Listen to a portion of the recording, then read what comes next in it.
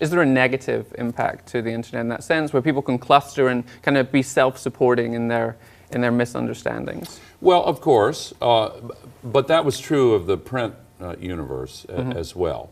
And what the internet-based communities have in common with the print-based communities that generated the Enlightenment and the emergence of modern democracy is that even though there are wild views that are clearly wrong expressed, and people have the freedom to do it as they should, the group wisdom, the collective wisdom, filters that out, and people can judge for themselves.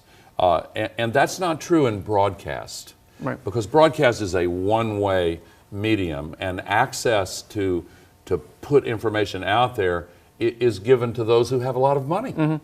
And it's not a two-way conversation. People watching television receive, and they may yell at the TV, but they have no impact. On the internet, that's not the case. Now, one other point. It is true that on the internet, there is this tendency for people to self-organize in groups that share their opinions. And I'm not minimizing the impact of that. However, the culture and the conventions that have sprung up include links to the contrary, to the things that the facts behind it. Yes, and even those who are putting out views that I think are ridiculous, they will usually put links to the things they're criticizing. And you do get people crossing the ideological and political boundaries and looking for themselves.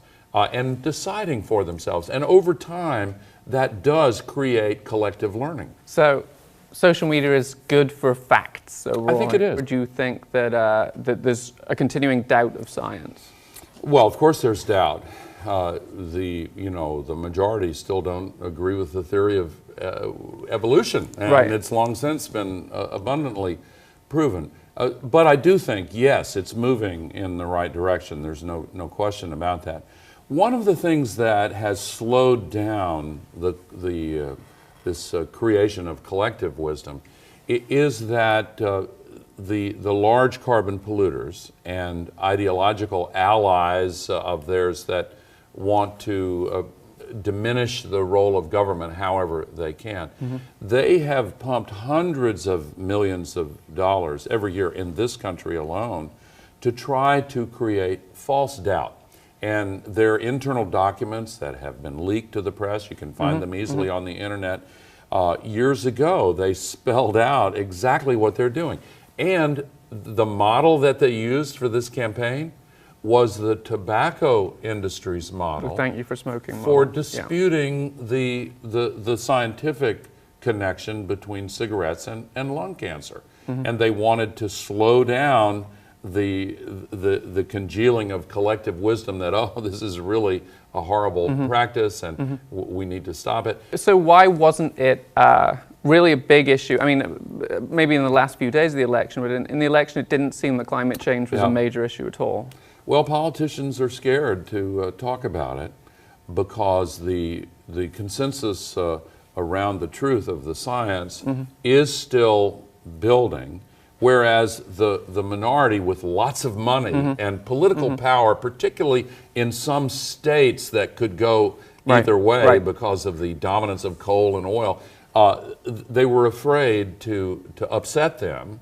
And so they will speak in generalities infrequently about climate. And 24 Hours of Reality is specifically designed to connect through social media to large numbers of people and say to them, we need your help. These political leaders and policymakers are under the thumb of the large carbon polluters, and the only thing that can shift the balance is when large numbers of people say, look, this is reality, we've got to deal with it.